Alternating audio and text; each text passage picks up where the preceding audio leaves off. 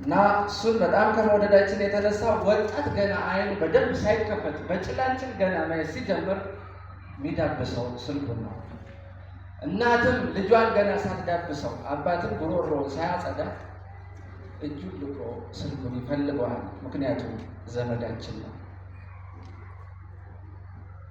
ገና ጠዋት ስንነሳ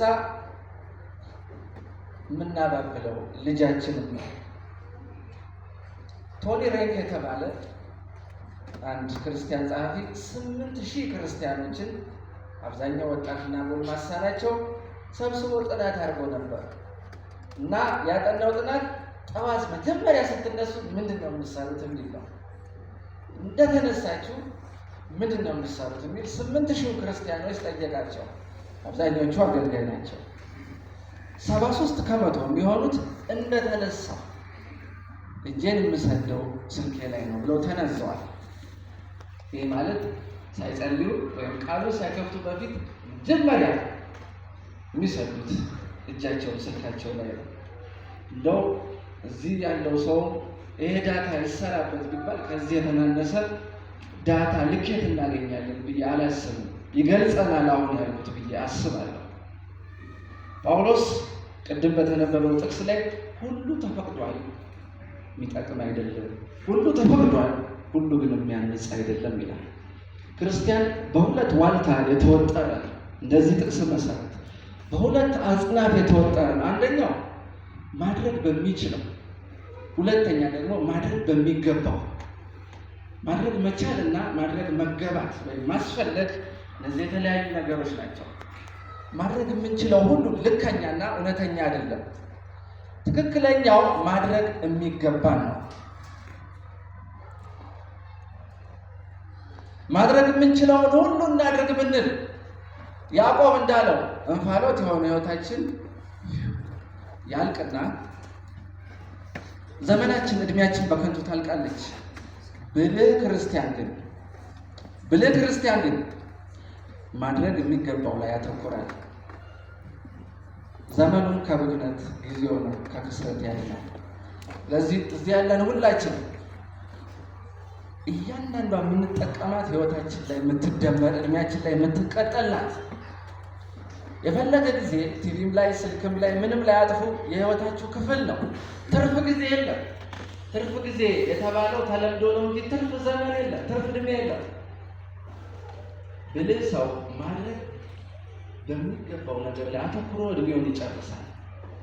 ማድረግ የምትችሉትን ሁሉ በማድረግ የተጠመዳችሁ ከሆናችሁ ግን ለጠላት የተመቻችሁ ናቸው።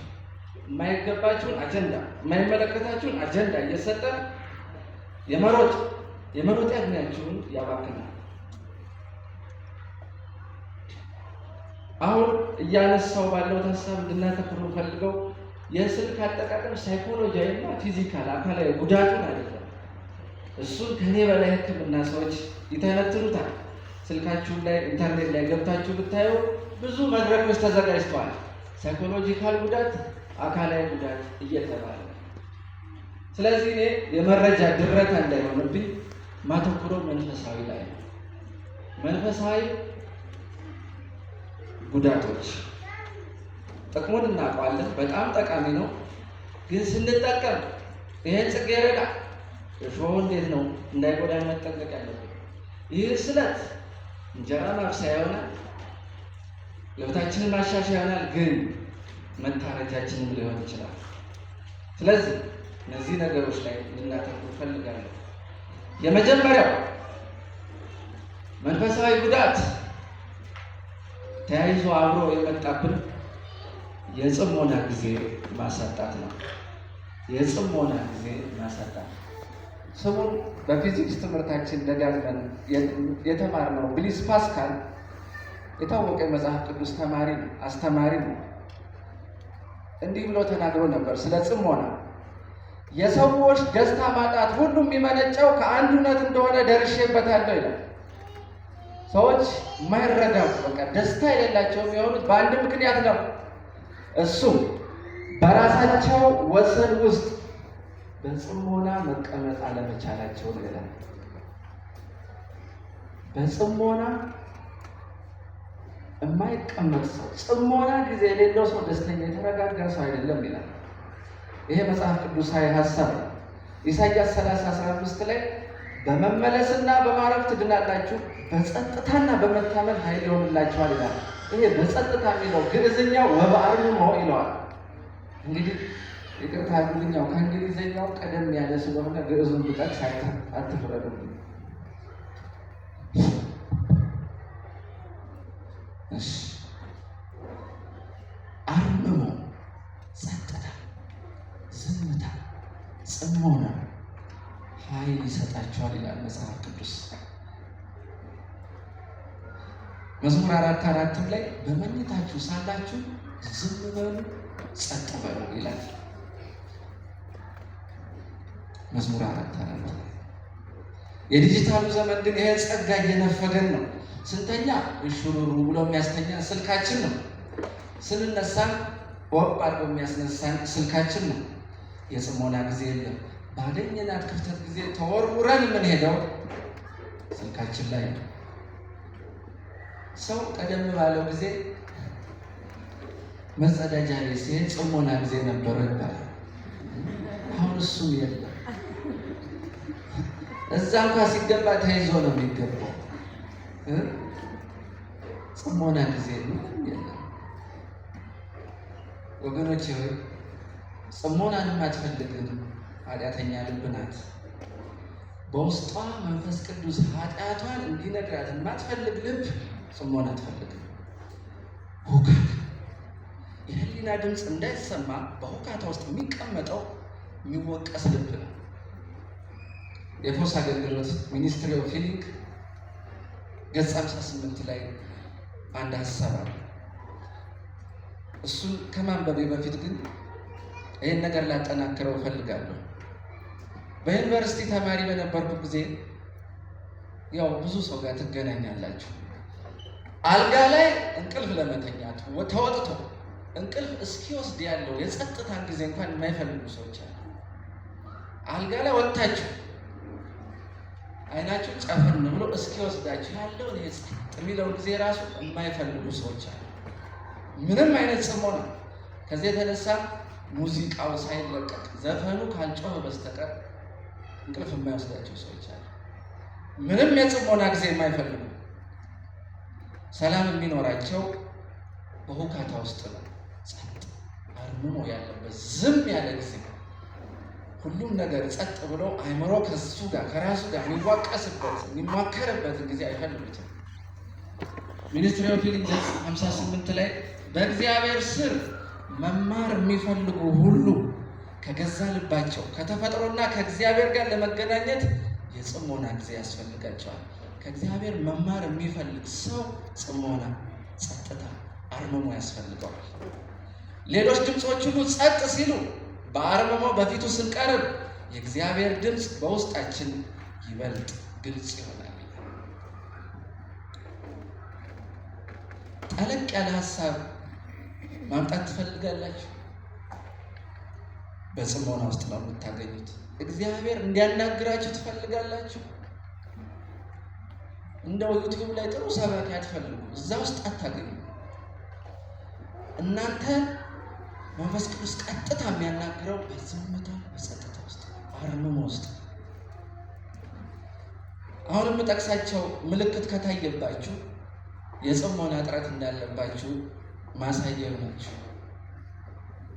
ስልክ ሳትነካኩ ወይም ሙዚቃ ሳታጫውቱ መተኛት የሚያቅታችሁ ከሆነ የአንድ ምልክት ነው። ስልክ ሳሊዝ እንቅልፍ አይመጣም ካለካካ። እጠቅሰዋለሁ። አልጋ ላይ ወጥተን እንቅልፍ እስከሚወስደን ያለው ጊዜ ለምን መዋል እንዳለበት እጠቅሰዋለሁ። ሰይጣን ያችን ስለሚያውቅ ነው የሚሻለው። ጠዋት እንደተነሳችሁ ቀልባችሁ ወደ ስልክ የሚሮጥ ከሆነ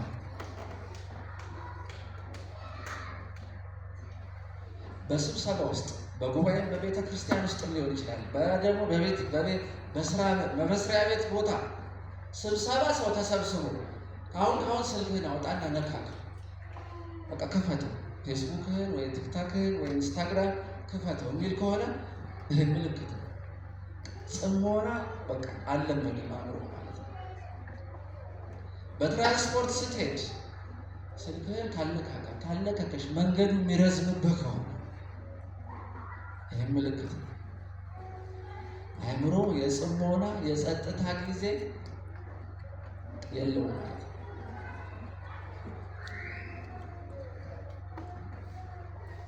እነዚህ ነገሮች በሕይወታችሁ ካያችሁ ችግር አለ ማለት ነው። ልጅ እያለሁ አስታውሳለሁ የፍልውሃ ጥበቆች ወዳጆቼ ነበሩ። ያው አሁን ተቀያይሯል ኤጀንሲ ስለገባ። ሮብና ዓርብ ቤተክርስቲያን ማታ ማታ ስንሄድ 12 ሰዓት ሁልጊዜ የሚሰሩት ስራ ነበረ ጥበቃዎች እና አሁን ፈርሶ ሌላ ህንፃ የተሰራበት ቦታ ባንዲራ ነበረ። እዛ 12 ሰዓት ወዲያ ይሄዳል። ቀጥ ብለን ጥበቆች ያወርዳሉ ባንዲራውን። ከዚያ በኋላ ወደ ፎቁ እንሄዳለን። ያ ግራውንድ ፕላስቱ ፎቅ ከቸርቹ ጀርባ ያለው እያንዳንዱን በር እየሄደ ጥበቃው ቼክ ያደርጋል። ተዘግቷል፣ ተዘግቷል፣ ቆልፈው ነው የሄዱት ወይስ ከፍተው ነው የሄዱት? መስኮቱን ገፋ ገፋ ያደርጋል፣ ይሞክራል። አብረን ደስ ይለኝ ነበር። ትልልቆች ያው ሰዎች ጸልየው እስኪጨርሱን ይሄን ከነሱ ጋር ከጥበቆቹ ጋር መስራት ያስደስተኝ ነበር።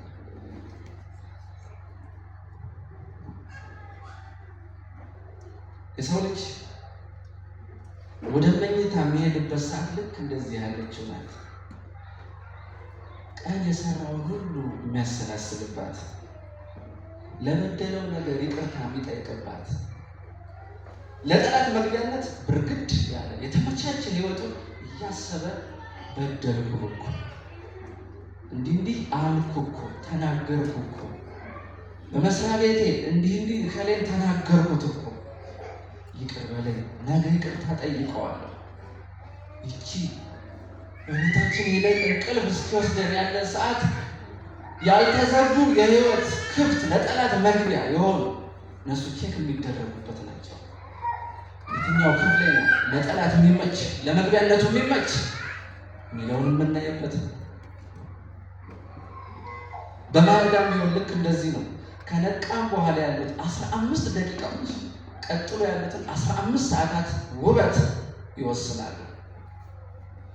በእነዚህ የመጀመሪያዎቹ 15 ደቂቃዎች ወደ ቃሉና ወደ ጸሎት በጽሞና የሚያደላ ሰው ቀሪ 15 ሰዓቱን የቀኑን ሰዓታቶች ከምክንያት ይጠብቃቸዋል። ወደ ስልኩ የሚሮጥ ግን በተቃራኒው በእንቅልፍ በታደሰ አእምሮ ላይ ክብሪት ይጭርበታል። ዛሬ እግዚአብሔር የሚሰጠን የመጀመሪያ አደራ ይሄ ነው። የጊዜህን በኩራት ስጠኝ። የገንዘብህን ብቻ አይደለም። ብዙ ጊዜ ይነገራል፣ የብራችሁን የገንዘባችሁን የጊዜህንም በኩራት ስጠኝ። ከገንዘብ አስራት አውጡ ሲባል ሰምተናል። ጌታ ግን ከጊዜያችንም ላይ ጠይቀናል። ከጸጥታ በአርምሞ እነዚህ ሁሉ ጭንቅላቶች እንቁ ሀሳብ እንዲያፈልቁ ጌታ ይርዳል። የሰከነ ተረጋጋ፣ በነገሮች ያልተወጠረ በአርምሞ በዝምታ ከጌታ ሀሳብ እየተቀበለ የክፉን አጀንዳ የሚበትን ጌታ ሰራዊት ያርጋል። ሁለተኛው ሰው የመሆንን ትክክለኛ መለኪያ ማዛባት ነው። የመጀመሪያው ጽሞና ጊዜ ማሳጣት ነው። ሁለተኛው ሰው የመሆንን ትክክለኛው መለኪያ ማዛባት። እንግዲህ የመጀመሪያው ተምረናል፣ አስታውሳለሁ። የመጀመሪያው ከለር ቲቪ በ1966 እንግሊዝ ላይ በተካሄደው የዓለም ዋንጫ ያኔ ነው የተጀመረው። መጀመሪያው ከለር፣ ከዛ በፊት ብላክ ኤንድ ዋይት ነው እና 1960ዎቹ ግራፊክስ ሪቮሉሽን ይባላል። የግራፊክስ አብዮት። ይህ በጣም ቀለምን በተለያየ መልክ የሚያምር ነው በቲቪ መስኮት መምጣት የጀመሩት ሰዎች በእነዚያ ወቅት ነው። እንግዲህ እንደ ትንቢትም ልታዩት ትችላላችሁ። በዛ ወቅት ዳንኤል ቦርስቲን የተባለ አሜሪካዊ የታሪክ ተመራማሪ ያን ጊዜ ሲያወራው አልነበረም፣ ግን አሁን ስናየው እውነት ነው። ንግርት ይመስላል፣ ትንቢት ይመስላል። እንዲህ ብሎ ጽፎ ነበር። In the future, our heroes would be replaced by celebrities.